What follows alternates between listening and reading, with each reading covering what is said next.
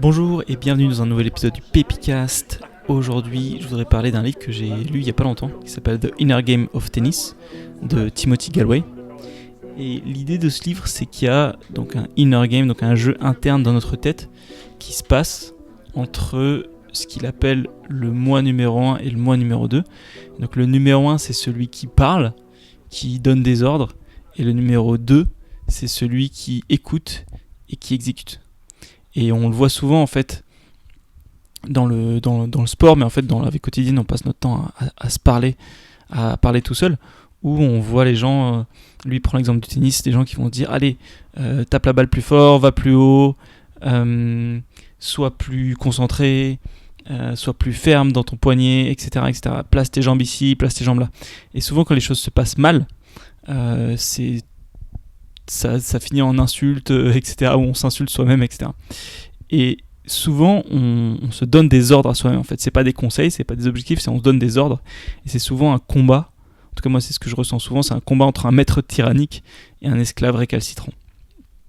En fait, l'idée de ce livre, c'est que ton numéro 2, il sait quoi faire. Il suffit juste de lui demander et de pas lui ordonner et de lui montrer l'objectif. Par exemple, il dit si tu veux faire un bon service, plutôt que de dire lance la balle comme ci, etc., décompose le mouvement en 50 mouvements et tu dois faire exactement ça, ça fait trop d'instructions. Non, montre l'objectif visuellement et ton corps va réussir à trouver sa façon de le faire, même si c'est pas exactement la bonne façon, en faisant juste des tentatives répétées. Et il parle aussi beaucoup pour arriver à ça, à se calibrer, de se concentrer en fait de façon très précise sur ses sensations et sur les différentes parties de son corps. Et c'est vrai que moi c'est quelque chose que j'ai beaucoup vécu en parachutisme, où quand on s'entraîne dans une soufflerie, on va avoir un coach qui va nous dire, et souvent avec des mouvements, tends tes jambes, bouge tes pieds sont là, ils sont pas là, etc. Tes mains, etc. Et on se rend compte à quel point on n'a pas conscience de son corps. Et surtout en parachutisme, chaque infime mouvement de son corps a beaucoup d'influence parce qu'on est sur un coussin d'air qui va très vite. Et donc un infime mouvement de son corps va nous faire changer de direction très vite. Et du coup, ça nous entraîne vraiment à se concentrer sur les différentes parties de son corps. Et surtout, on se rend compte à quel point on fait les choses machinalement sans avoir de conscience. Et donc c'est important d'arriver à développer cette concentration, cette conscience de son corps. Et cette façon d'apprendre, de plutôt se dire, on va regarder un exemple et on va dire à son corps, j'ai envie de reproduire ça, ça m'a donné envie de reprendre le skate que j'avais abandonné. J'en ai fait pas mal collège-lycée, et puis après j'en faisais un peu de temps en temps, mais j'ai principalement abandonné, et j'ai jamais réussi à faire un kickflip. Je me rappelle, c'est un des grands échecs de ma vie. J'ai passé des heures, parfois je séchais les cours en me disant je reste au skatepark jusqu'à ce que j'arrive à faire mon kickflip, et j'arrivais jamais. Et je demandais à des gens de me montrer, j'ai regardé plein de tutos, etc. Je me suis filmé un peu aussi. Mais ça m'a donné envie de dire ok, je vais reprendre visuellement, regarder comment des gens font des kickflips et dire à mon corps c'est ça que je veux faire, et je vais essayer de me filmer pour voir ce que je fais différemment, pour essayer de me corriger moi-même, mais sans me dire fais ci, fais ça, et étape 1, 2, 3, 4 de penser, de me donner des ordres, mais juste de trouver la façon naturelle pour moi de le faire en regardant des exemples.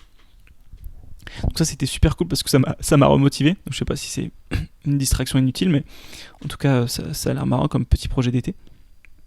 Ça m'a aussi fait penser à une idée que j'avais trouvée dans le livre Zen and the Art of Motorcycle Maintenance, où en fait il parle du problème des modes d'emploi, où en fait on voit tout le temps des modes d'emploi et ça nous donne envie de croire qu'il y a une seule façon de faire les choses, une bonne façon de faire les choses, alors qu'en fait il y a 1000 façons de faire les choses. Et c'est vrai qu'aujourd'hui, surtout avec internet, on vit à l'ère des tutos, où on regarde des tutos pour tout, pour faire des projets à la maison, ou pour apprendre des choses, et du coup on a tendance à vouloir copier cette façon de faire, alors qu'il y a différentes façon de faire. Et c'est quelque chose que moi j'ai beaucoup aimé dans le parachutisme, c'est le côté de se dire parfois on bloque pour faire certaines figures, et un bon coach c'est celui qui va te dire moi je fais comme ça, mais il y a d'autres personnes qui font des flips de cette façon, donc essaye les deux, ou essaye de trouver ta propre façon, et garde un peu cette liberté là plutôt que de vouloir te conformer à la bonne façon entre guillemets, celle qu'on te présente comme la façon canonique. Et il y a aussi le côté où je pense qu'on a tous monté des meubles Ikea au moins une fois dans sa vie. Il y a un peu le côté de voir comment on fait et aussi combien de temps ça prend. Et c'est marrant parce que un des invités du podcast, Bob Moesta, m'a parlé d'un super livre qui s'appelle The End of Average, que je suis en train de lire. Et en fait, il parle au tout début de la naissance de l'idée de standardisation, avec l'idée qu'on va faire des moyennes des gens et que c'est la moyenne qui compte et que l'important c'est soit d'être dans la moyenne, soit d'être largement au-dessus. Et après, il y a l'essor de Taylor avec le fait que c'est plus l'individu qui compte, c'est vraiment le système et on va faire un système et on va t'empêcher de faire les choses à ta façon, il faut faire les choses de la façon dont le système a décidé. Et en fait, dans ce livre, il dit que la moyenne, ça n'existe pas, ça correspond à personne et que la bonne façon de faire aussi, ça n'existe pas forcément, il faut découvrir la tienne. Et c'est vrai que c'est une idée qui est hyper forte, qui est ancrée en nous. Et moi je me rappelle que quand je montais des meubles, j'étais toujours en train de me dire, je suis en compétition contre le temps moyen pour me monter ce meuble, alors que je sais pas à quoi ça correspond en fait. Et c'est vrai qu'à l'école et partout, on est toujours face à des objectifs faits on ne sait pas trop comment, et à se battre contre ça, avec en plus souvent une méthode qui nous est imposée. Et il y a un dernier livre avec lequel je faisais le parallèle, c'est Siddhartha, où à un moment il y a un moine qui rencontre Bouddha, et qui pourrait suivre les enseignements de Bouddha, mais qui lui dit non, en fait je vais suivre mon propre chemin, parce que toi, quand tu as découvert ta voie, tu l'as pas découvert en suivant précisément un maître, et tu as trouvé ta propre façon, et tu l'enseignes aujourd'hui, mais ça se trouve c'est pas ma façon, il faut donc que je trouve aussi mon propre chemin.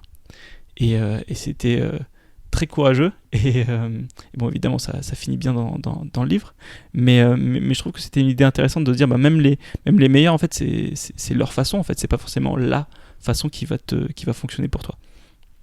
Voilà, donc c'était l'idée dont je voulais discuter aujourd'hui avec ce livre de Inner Game of Tennis, et l'idée de dire faites-vous confiance, découvrez votre méthode, et puis aussi soyez plus gentil avec vous-même. Faites-vous, voilà, pas besoin de se donner des ordres et de s'insulter constamment quand les choses se passent pas comme on voudrait.